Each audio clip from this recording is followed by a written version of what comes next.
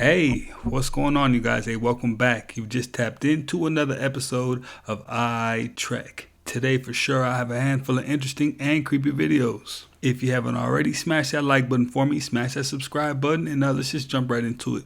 Slaves owned by the Pharaoh of Egypt were required to pay him 20% of their income, their harvest from their crops, from their farm. Fast forward to 2025, the average US taxpayer pays 24.8% tax, along with 7.65% FICA. On top of this, you pay sales tax, property tax, gas tax, and many other taxes. The slaves in Egypt were doing better than we're being taxed. You can't overtax people, damn it. And you know what? I think their monetary settlement was gold back then, so there was no inflation. So we definitely are getting the short end of the stick. I've been in a celebrity's house working as a bodyguard. I've opened up a closet and he got a goat head like on a steak, candles around it. Why is that in there? What do you got that for? And when I asked them about it, they mad. Why do you have that in there? You know, there are people you can pray to other than God, at your own risk, because you got to give up something to gain when you playing with that.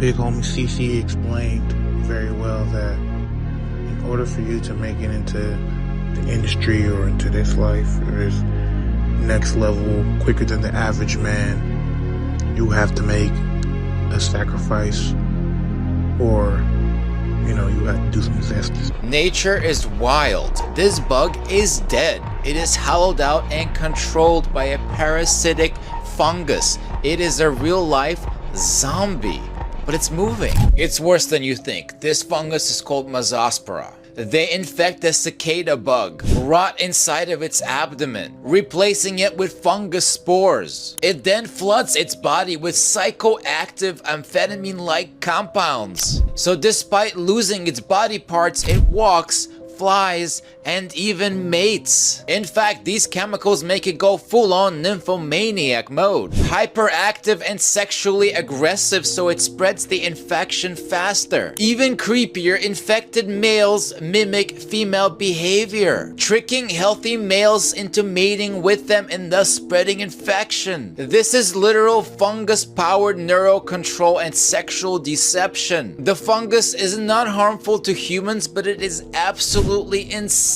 to watch. Talk about the creeps. Big shout out to Andrea. She sent me this next clip we're going to take a look at. She was able to get this from her office. So let's go ahead and take a look at it and see what we can kind of speculate on.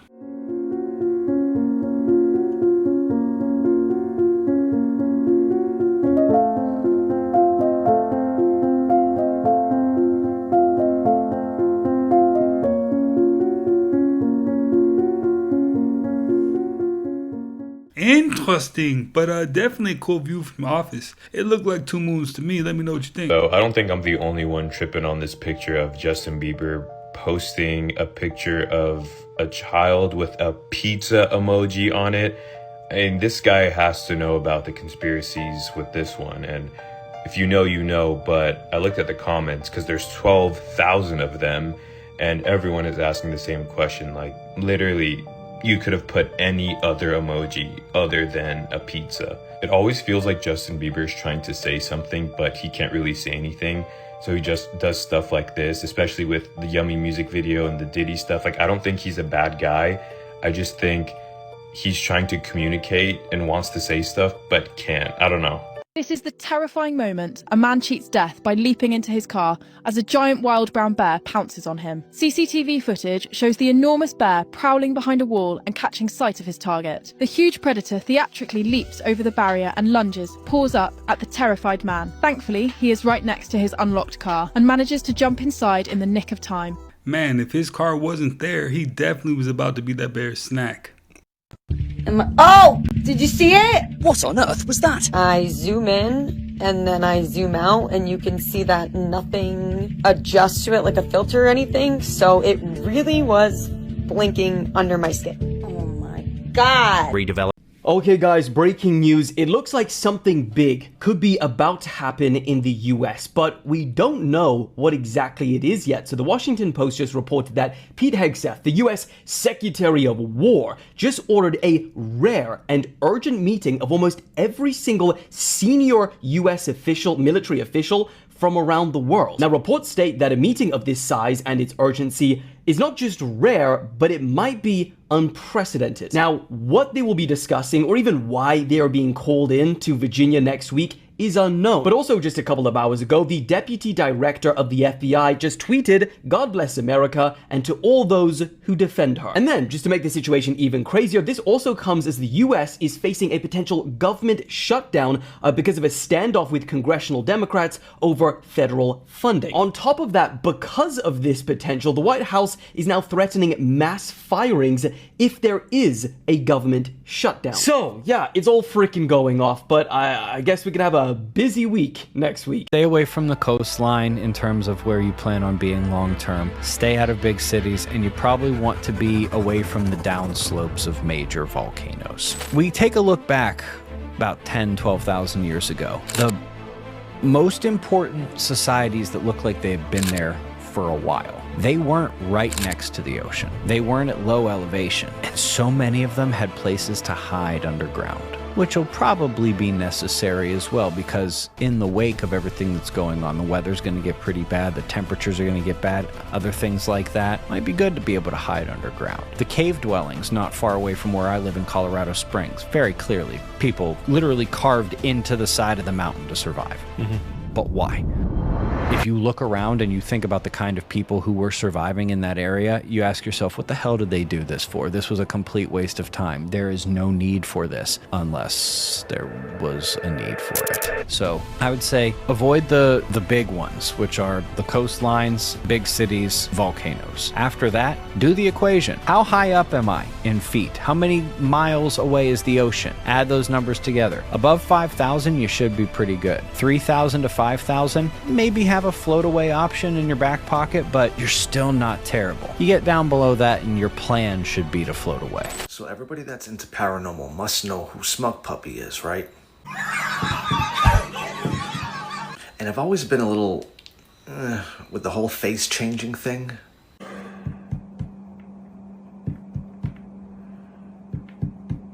I mean, say what you may, but this video that I'm about to show you, they do it with a thermal camera.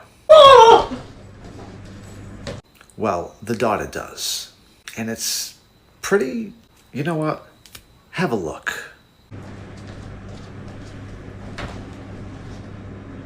Who is it that keeps bothering me?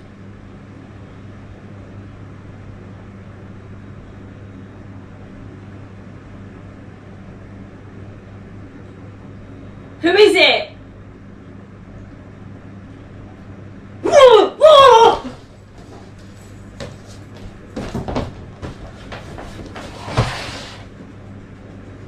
Now I'm going to show a full screen of the thermal clip where, oh my god, dude, where it touches her mouth.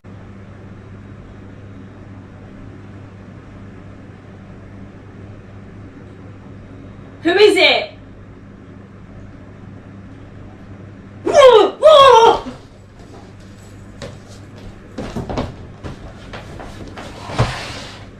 I mean, that's a thermal imaging camera.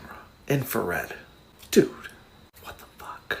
Those hands. You see the size of those nails? What do you guys think? Pretty creepy shit. If you don't know who they are, I suggest you go and check them out. Smug Puppy on TikTok, they got a load of craziness happening in their house. Allegedly.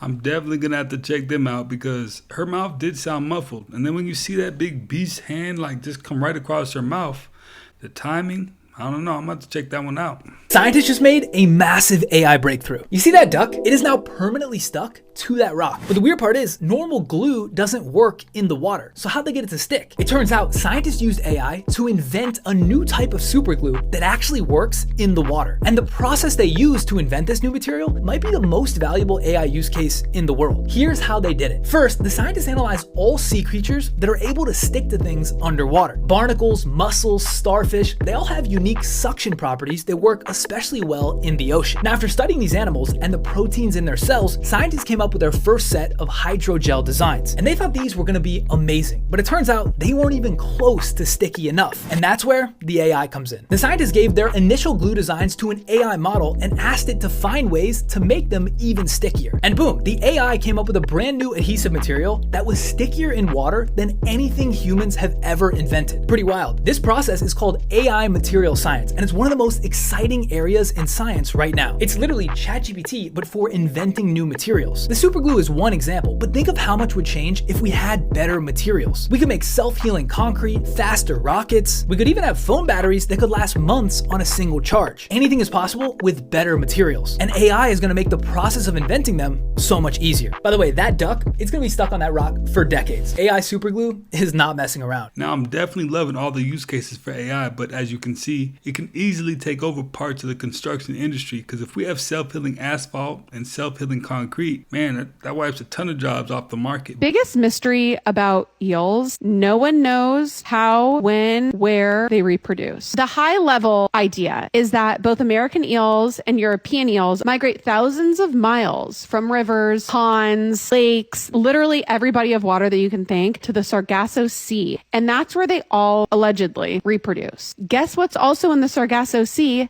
The Bermuda Triangle. Eels are going to the Bermuda Triangle to reproduce. Here's what all you missed from yesterday's rapture. So all over the world, people decided the rapture was happening yesterday. While this was happening, all over the world, people are doing things like gathering outside and singing hymns while they await the second coming. Apparently, there was even a school that let the students out, so that way they wouldn't hit their heads on the ceiling when the rapture happens, which I don't think that's how that works. There were also a lot of people who were just putting their belongings in their front yard to give away, as they wouldn't need it after the rapture occurred. One girl showed off a lamp that was worth a lot that she got from her neighbor that just put all their stuff in their yard. By the way, the people who did this are still here today. They just have less stuff now. One person even took this rapture giveaway a step further and gave away their whole car. There are also many people that you should be seeing updates from today, as there are a lot of people that were very adamant that they were going to be raptured and they were posting videos about it. And one guy even said that he would post an apology if he wasn't. Still waiting on that apology. Now, if y'all remember, these rapture rumors were started by a South African preacher. So just remember in the future, please be wary of any preacher that tells you the date that the rapture is happening, because in the Bible it says nobody will know the actual date that it happens. Hey, period, point blank. You think God is just gonna whisper in your ear, hey, I'm coming down June 7th, 8 p.m. sharp, don't miss it? No, it's not how it works. It's just, I just don't think it works like that. But hey, good try, good try. Now, I was sent a clip of the pastor talking about this rapture that's supposed to be happening, so let's take a look and see where he's coming from. The date of the 23rd, which is going to be the rapture of the church, this date is irrefutable. What day of the week is it? I haven't even checked. I think it's Tuesday. The words that are coming out of my mouth are coming straight from the mouth of the Almighty God. Australia, Asia, that side, you know, they'll be on the 24th. And we, South Africa, I think Israel, Africa, Israel, and America will be on the 23rd. Many people have said that we want to see what he's going to say on the 25th. And some have said that he will disappear on the 25th because, you know, it won't happen. And some have said I'll be coming up with excuses, you know, to explain away why the rapture never happened. Yeah. Every single thing that I've spoken will come to pass. You're 100% confident. 100% does not do it for me. I'm a billion% sure. Stop the cap. In Flagstaff, Arizona, upon driving into it, right on the side of a highway, on a sign where it doesn't belong, loud and proud, bam. OES, Order of the Eastern Star. And then in Sedona, Arizona, upon leaving downtown Sedona, heading to the Oak Creek Canyon area, they have artwork in the roundabout that most people's minds will accept as Southwestern or Native American and move on. Which is understandable because it has a representation of an eagle dancer. However, where do you think the stories came from of birdmen or figures with wings? Take notice of the birds or figures with wings that swarm around the eagle dancer. Perhaps they're not flying, but falling. And just by using my eyes, I'm gonna guess there's about 200 of them. I believe this artwork is a representation of fallen angels. The Book of Enoch mentions 200 fallen angels known as the Watchers. I also couldn't help but notice that the eagle dancer and the falling birds or beings both make the shape of a C. CC is 33. To be honest, I have absolutely no doubt in my mind that the area of Sedona has a history they don't want you to know about. A history with more significance than you could possibly imagine. If you want to know how I reached this theory and you don't already follow me, go ahead and do so, because I'm going to do multiple videos on this. It's always in the movies. You guys, wouldn't it be wild if not one, but two movies predicted Charlie Kirk's assassination? Now, remember I showed you guys this movie called Tempest, which came out on the same day that Charlie Kirk died, September 10th, about a politician getting shot in the neck. I would just like to know, how did this movie from 1998 called Snake Eyes predict everything that happened? Now, in short, the movie's about a detective who goes to a boxing match and witnesses the assassination of the Secretary of Defense by, you guessed it, a shot in the neck. How is it that this guy who gets shot, his name is Charles Kirkland, like Charlie Kirk? You can't make this up. Now, in this boxing match, one of the fighters' names is Tyler, and he has a very interesting nickname, which is the Executioner. Oh, you mean the same name as Charlie's killer, Tyler, in which executed him in front of everybody. And not only that, the full name of this boxer is actually Lincoln Tyler,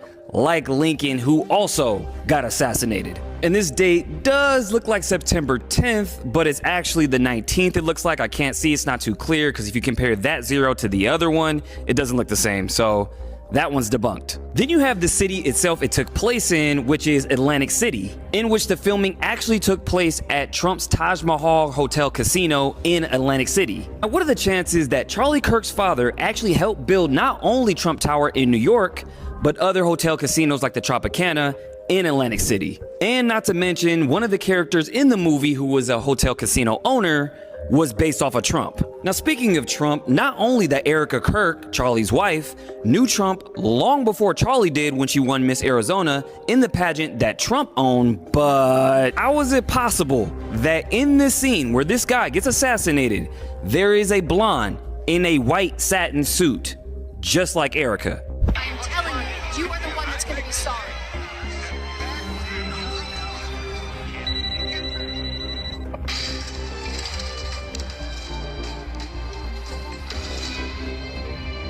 And I quote, "I'm telling you, you're the one that's gonna be sorry." Bro, what? Now, with all that being said, with the cherry on top, we have an all-seeing eye right in that scene right before he gets shot. This is why I watch movies with a different lens, you guys, because it's either predictive programming, they have some type of time travel.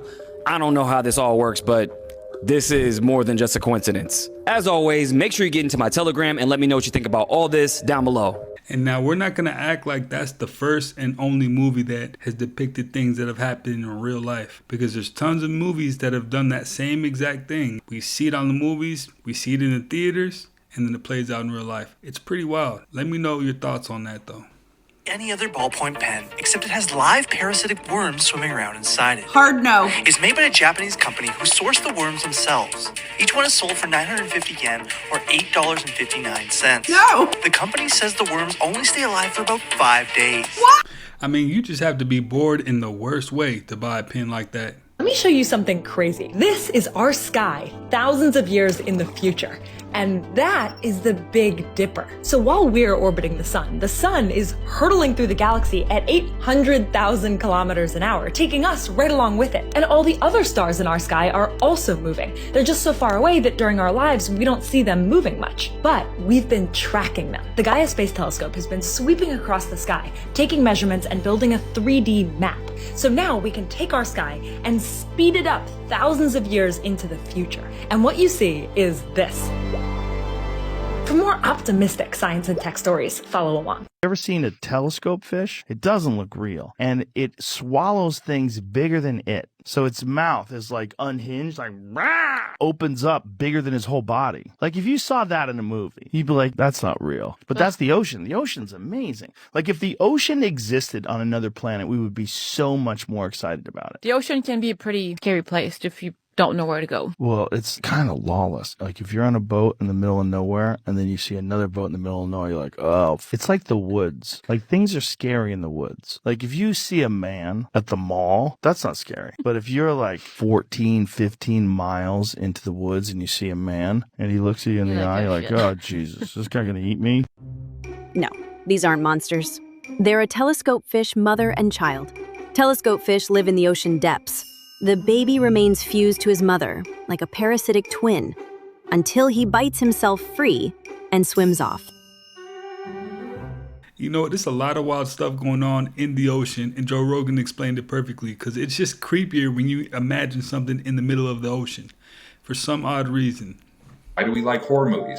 You know, why do we like movies where people are getting like their heads cut off and, you know, they're interested, like Saw, like the guy's cutting his arm off, like, because it represents an artificial expression of experiencing gore and horror, which is a huge part of our lives before modern society showed up. I want y'all to watch this video I'm going to show you of AI, just to show you how scary AI is becoming. Watch this. Friends, listen, what you're seeing right now is crazy. We are crossing a line in human history where the boundary between reality and fiction is vanishing. And this is not a Hollywood billion-dollar high-production studio. This is open source. This is from your computer, a click of a button. And most people will not be able to even tell the difference now. So be safe out there. Question what you see. Verify what you believe. And follow who must stay ahead of the curve. This is serious. That is scary. That is scary. It's literally Taylor Swift. And he's manipulating all her movement, and everything is being duplicated with his voice and his movement. So the only thing I gotta say to you guys is don't believe everything on the internet. Every video you see, if it looks strange or it looks weird, then most likely it's AI. Scary.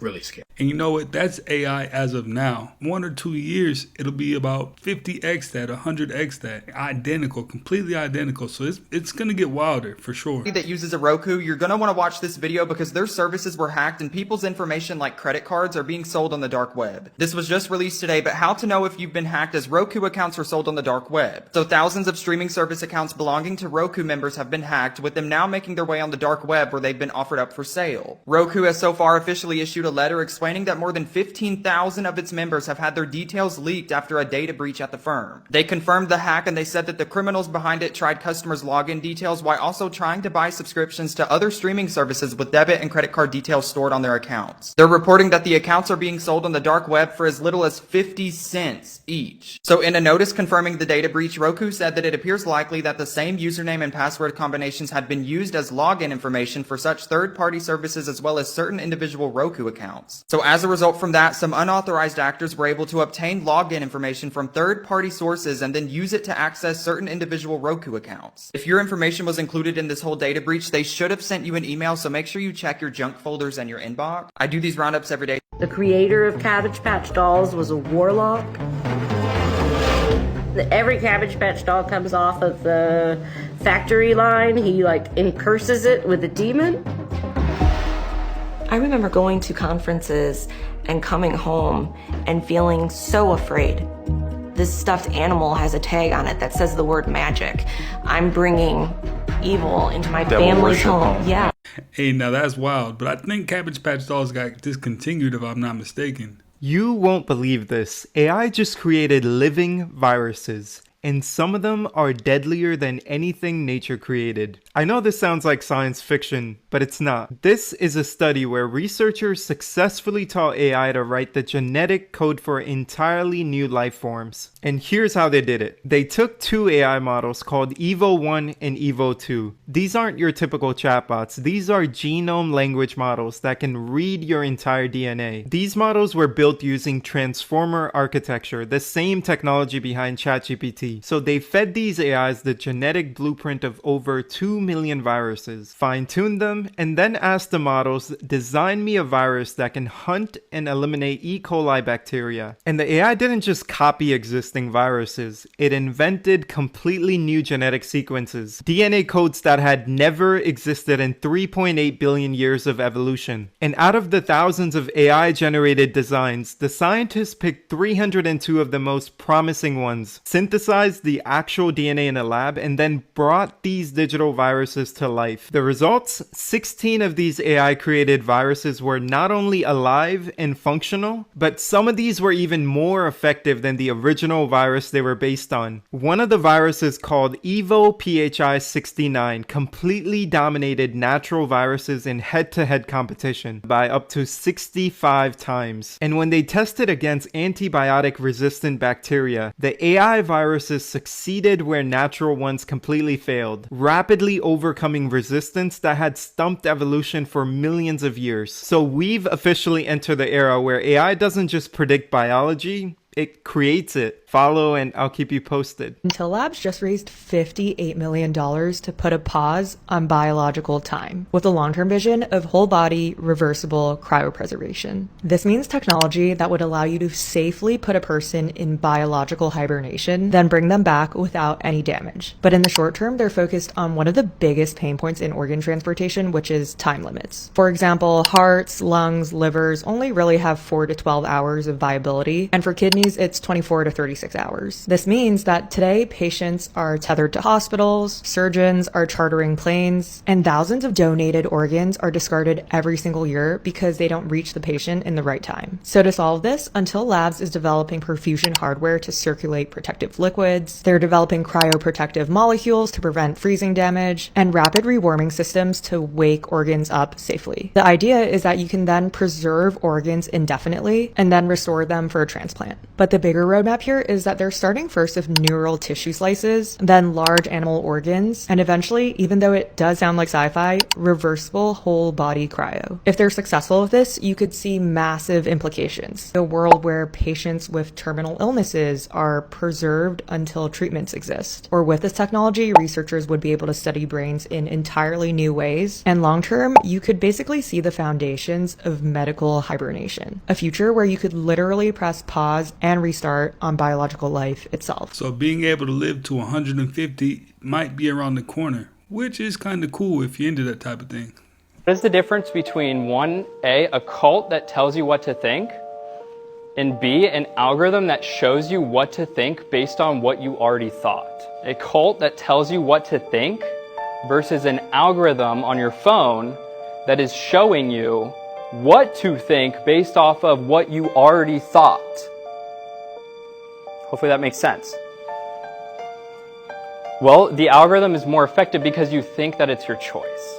Someone just obliterated the world record for the longest human breath hold ever, and I genuinely didn't even think that this was possible. To give you some perspective, the average human can hold their breath somewhere between 30 and 90 seconds. Now, just a few minutes without oxygen can be fatal, so even when submerged, your body can still have an involuntary reflex to inhale. You can train your body to hold your breath for a bit longer, and Harry Houdini, one of the world's most famous escape artists of all time, could hold his breath for about 3 minutes. Once we get into the 5-minute territory, we're looking at almost exclusively freedivers who do cardiovascular training to increase their heart rate, breathing, and overall blood flow to increase the oxygen they can store in their lungs. And the Croatian freediver who broke this new record went a step further and inhaled pure oxygen for 10 minutes prior to his attempt, increasing the oxygen in his blood plasma, which is a crucial reservoir for the body's tissues. And then he went into a 3-meter deep pool in front of a crowd of over 100 people, and he held his breath for 29 minutes and 3 seconds. minutes. That's definitely alien type behavior right there. 29 minutes is ungodly. That their eyes are up above their ears. Apparently, this is not common. And if you see this,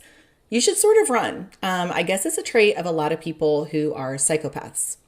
So I put together a little collage here of all of the known killers that I could even think of, and they do have their eyes well above their ears.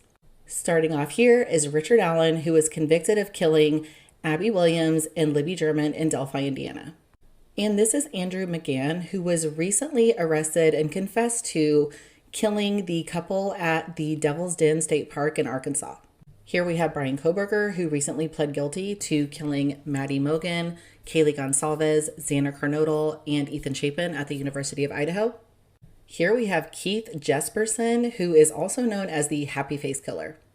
This one may be the most noticeable, and this is Israel Keys, who is a serial killer who had crimes all across the United States. So now I'm going to be looking at people totally different now, because if your eyes are above your ears, something's up. True it is, and I'm going to share it with you. When Prince passed, they said that this man had a compound, 36 people to 38 people there daily. Mm-hmm. Supposedly and surprisingly, the day he passed, he was there alone. Supposedly, man, he had won a lawsuit for so many millions of dollars and got his publishing back, right? From Sony. From Sony. But come to find out, Sony had a $1 billion insurance policy on him, bruh. That's the thing. He wake up dead. Look, they get all the publishing back and the $1 billion policy, man. That's what I'm saying, bro. These rap time don't be knowing your label might have a hit on you. See that? That's how deep this shit. Just call an ace and a spade. Sometimes you be worth more to somebody in death than you are alive. You know what I'm saying? Wow. But guess what? We be so caught up in the jury, the cause, the girls. And guess what? They'll put all that on you, man. Yeah. To get you in position to get this other bag we want. Come on, man. Listen, bro. This shit is 4D chess, man. I tell people all the time, man, this game ain't what you think it's cracked up to be. Looking at how humans are even able to do this. So dolphins, for instance, have names that they call each other by. Wow. Parrots, turns out, also have names that they're, like, the mother will, like, whisper in each different child's ear and, like, teach them their name to go back and forth until the child gets it. Ooh. One of my favorite examples is actually off the coast of Norway every year. There's a group of false killer whales that speak one way and a group of dolphins that speak another way. And they come together in a superpod and hunt, and when they do, they speak a third different thing. Whoa. Yeah, the whales and the dolphins. The whales and the dolphins. So they have a kind of like interlingua or lingua franca. See, that right there leads me to believe most animals do have some sort of consciousness, because for them to come together and have a third language that they speak, it's pretty deep. Proof that we live in a simulation.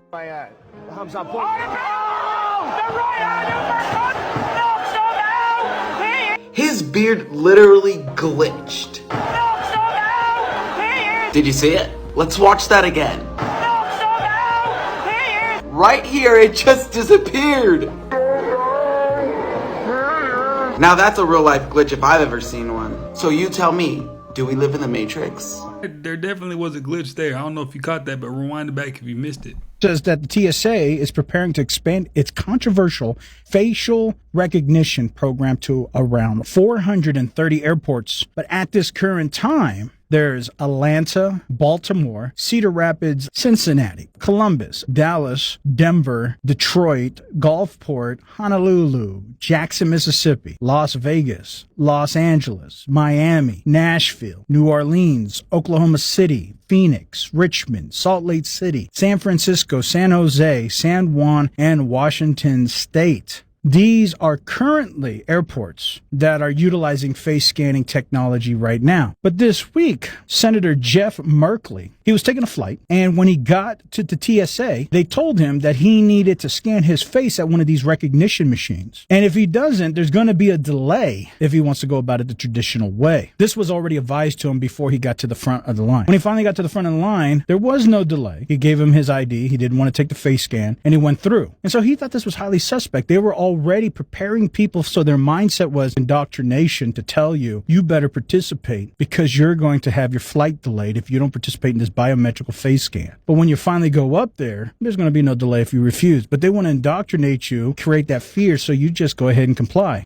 I definitely ran into it a few times in that Miami airport, but if you're not doing anything wrong, it really doesn't matter. If you don't want other people putting ideas in your head, you have to understand how telepathy works. Because you can only accept others' ideas if you accept that to be true of yourself. In other words, the only way you can accept others' ideas and beliefs within your own being is if you're on the same frequency as them.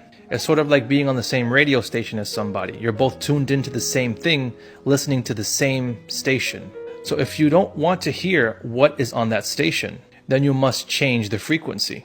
You must change the radio station. And then once you do that, you will no longer be infiltrated by others' ideas and beliefs because you are on a different frequency. So if you don't want to be a victim to people, it's important to change what you think about people. If you constantly say, my boss is ruining my life, then you are tuning into that frequency. And then he will tune into that frequency as well. So you must reframe what your mind is saying. And then when you do this, you can now transcend that idea. Instead of saying, my work always goes underappreciated and my boss hates me, you can say, my boss treats me fairly and my work always goes appreciated. And now you're changing the frequency, thus changing your outer reality. Mortality is something that's like, you know, you can complain as much as you want about it, but it's really just a binary choice. You can either live as long as possible, which is all the sort of aging, you know, problems with that, the, you know, the wrinkles and the bad health and all that, or you can just die, you know, while things are looking great and feeling great.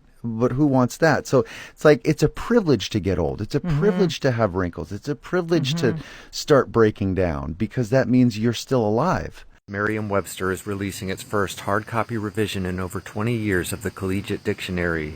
The 12th edition includes over 5,000 new words, such as riz, dad bod, cancel culture, doom scroll, and farm to table. In order to make room for the new words, certain geographical and biographical entries were removed. Hey, now that's hilarious. I wonder who owns the rights to the word Riz. Take a look at this photo. This is the marketing material Apple released to promote their new phone, the iPhone Air. You'll see this image of two pinching fingers holding the phone everywhere. On billboards, online ads, and in stores all around the world. Everywhere except one place. Korea. In Korea, Apple made a very subtle but significant change. They removed the hand holding the phone, leaving only the device itself to highlight just how thin and lightweight the iPhone Air really is. But why would they do that? The reason has less to do with design and more to do with culture. The simple gesture of holding the phone between two fingers resembles this emoji. While it may look harmless, in Korea, this gesture carries a controversial meaning. It's often associated with extremist feminist groups in the region, who use it as a way to mock or belittle men by comparing it to male private parts. Multiple Korean companies had to pull down their ads after men's rights organizations complained that they were offensive to men. What seems like a neutral or even elegant gesture in one country can spark controversy in another. Make sure to subscribe if you want to learn more stuff like this. It's just advertising, you know what I mean? It's just something to get the people talking about the phone. But if you're going to start to try to compare it to other things, now you've taken everything out of context and now it's a joke.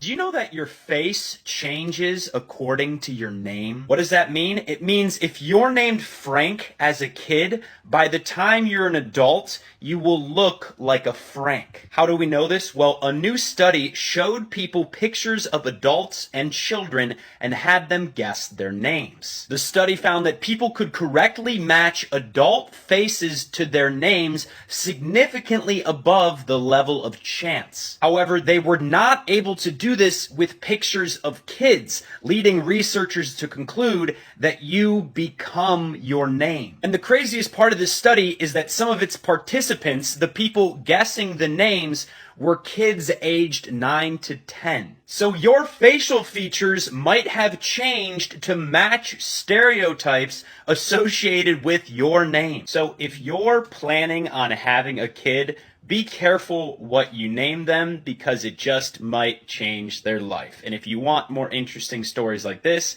you can subscribe to my newsletter. The link is in my bio. That theory is just as wild as the theory of people resembling their pets. It's crazy. Especially get away from the losers. Get away from the no-hopers. Get away from the negative people, because these people will drag you down as surely as an anchor would drag you down if it was tied to your leg. David McClelland of Harvard found that 99% of the failure rate in life could be attributed to associating with people who were going nowhere. Because we're so strongly influenced by the people around us. We talk like them, we walk like them, we take on their attitudes, their values, their beliefs, their expectations, even their self-concepts.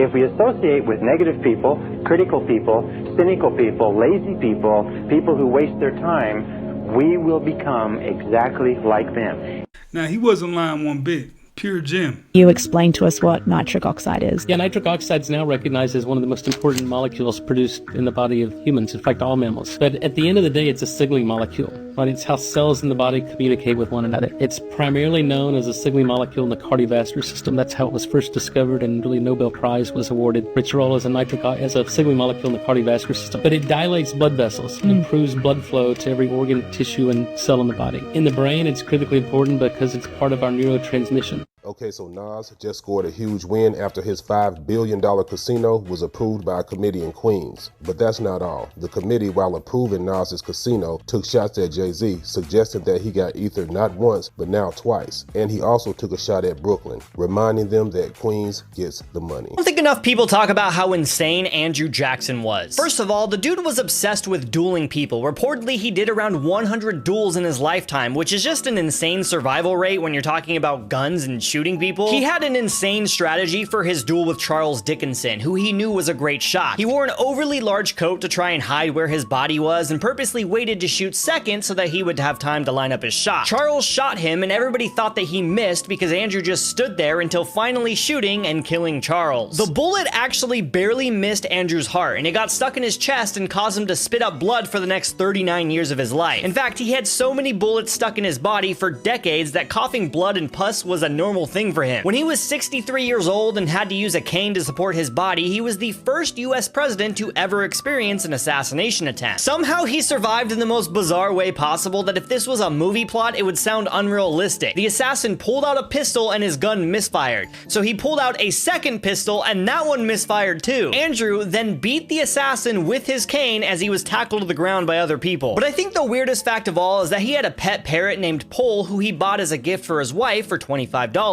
After his wife died, he kept taking care of the parrot who actually appeared at his funeral. It's reported that the parrot started yelling a bunch of profanities and had to be removed from Andrew Jackson's funeral for disturbing the guests that were trying to grieve. Now, it's pretty clear to see that he just had no more fear left. After doing, 100 duels and not dying and being actually shot, he just has no fear left. So that's pretty interesting that that's a thing. Double agents are the most dangerous people in the intelligence world. They pretend to serve one side while secretly working for the other. Take Aldrich Ames. He worked for the CIA, who secretly sold secrets to the Soviets. His betrayal led to the death of at least 10 American assets. Or Kim Philby, a British officer who spent decades feeding information to Moscow while rising through the ranks of MI6. Living as a double agent isn't glamorous. It's constant paranoia. Every friend could be a handler. Every meeting could be a trap. Today, the double agent doesn't just exist in spy agencies. Corporate espionage, whistleblowers, even political insiders play the same game. The double life didn't vanish. It just moved into new arenas. You know that he has one of the worst diets of all time? He said he doesn't drink any water, only Coca-Cola. Doesn't eat any healthy food, just McDonald's and Big Macs and stuff every day. And he's had no health complications his entire life. I don't even know how he does it. But how can a guy with such a shit diet live as long as he has with no health complications? Somebody please comment below, let me know. You know what? It kind of reminds me of the Rockefeller guy that they had 8 heart transplants. It's kind of like, how is he able to just keep going, And they're literally using their body as a vessel, so it seems. So whatever they put in it or whatever they have worked on, it doesn't really affect them as it would a regular person. Something's up, man. The more money you get, those kind of things are possible. Sheen. So let's talk about Charlie Sheen is all about. There are 9 face shapes, pretty classic Iron Face, very much a squareness to his face, that Winston Churchill kind of face. This is the 3 S's. They're strong, they're stable, they're stubborn. Give him a job, he's going to get it done. Persevere, diplomatic, stubborn as all get out. Then we like to look at the eyes, the right, left eyes. The right eye is what we show to the world. It's our public persona. It's our mother's influence. It's what we want the world to see. The left eye is our true inner private self, and it's our father's influence. If we cover up that left eye and just look look at this right eye only. This is always a tough call. It's really a personal judgment call on my part, whoever does this kind of reading. But I see him as kind of aloof. And sorry, Charlie, if that offends you, I'm sorry, but it looks a little aloof to me. Now, cover up the right eye and just look at the left eye. What we're seeing there is someone that there's a hint of sadness. Earlier pictures, there was anger. Him as a younger person, there was anger. And we're going to go to that when we talk about the eyebrows, but I want to talk about the forehead first. The basic tenet in face reading is more, less is less. Huge forehead. What's behind the forehead? The brain. This guy's got a high intellect, very intelligent individual. Did he use that intelligence wisely throughout his life? Some of the stories about him says that's not the case. Again, I haven't seen the show about him, but it'll be interesting to see what they have to say. But the eyebrows, they're kind of peaked a little bit on both sides. This is someone that likes action. He likes energy. There's lots of energy, lots of fervor going on in someone that has these peaked eyebrows. They're also unequal heights. That indicates some tendency to be moody and certainly overly sensitive. And then notice that his one eyebrow, especially the one on the left side, is coming down at a real aggressive angle. Younger pictures of him profoundly aggressive, very low and very angled down. When we see this, is this someone that is very critical? Now, the fact that it's on the left side, was there a critical male in his life, or is he very critical of himself, or is he just very critical in general? Again, I don't know him that well in that regard, but pretty critical situation going on has to do with a male, and it could be himself. Lips, extremely thin lips. This is someone that is very tight-lipped. They're very almost secretive. They're unable to express their emotions easily. This just doesn't come out easily. The other thing about the lips, there's a little bit of a waviness between the lips. When someone has very straight lips, this is where the lips meet. These people are straight talkers. If it's a waviness, it tends to tell us they don't sometimes speak the truth as frequently as they should. Now, you'll see this in a lot of actors, and the reason we see that is they're speaking someone else's line. So we have to factor that into the equation. Is he someone that's very tight-lipped? I think he is. Does he sometimes not tell the truth? I don't know about that, because he's spoken other people's lines for his entire life. So that can be affected. You can't look at this and not notice those jaws. Jaws are about determination. This is an extremely determined individual. He'll fight for what he believes in, what he thinks is right. Very judgmental. It's kind of that rigidness, that set of the jaw motion that we tend to see. The chin is also very squared off, and this indicates somebody that's extremely strong-willed. He was strong-willed as a youngster, and he still is very strong-willed. So that's Charlie Sheen. I hope you enjoyed getting to know more about Charlie. Kind of seems like he was a fairly intelligent guy. I mean, he went on tour and spoke about nothing and made lots of money. And a lot of people want to equate money to intelligence, but there's something there. There's definitely something there. And let's not forget, he's extremely entertaining. Well, you guys, hey, that's another one in the books. I appreciate you guys for stopping by and watching another one with me. Smash that like button if you haven't already. Smash that subscribe button, and I will catch you on the next one.